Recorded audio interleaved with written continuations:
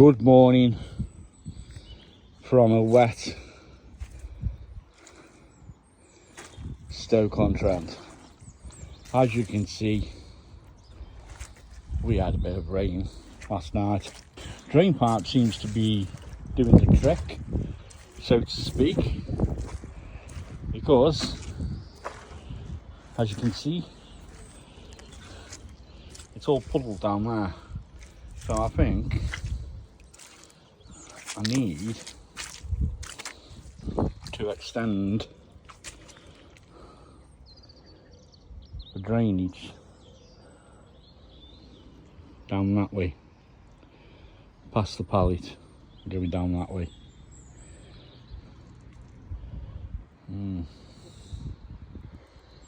We'll get there, hopefully it won't be as bad raining for much longer, but as they say, Rome wasn't built in a day, and it's the prep work, and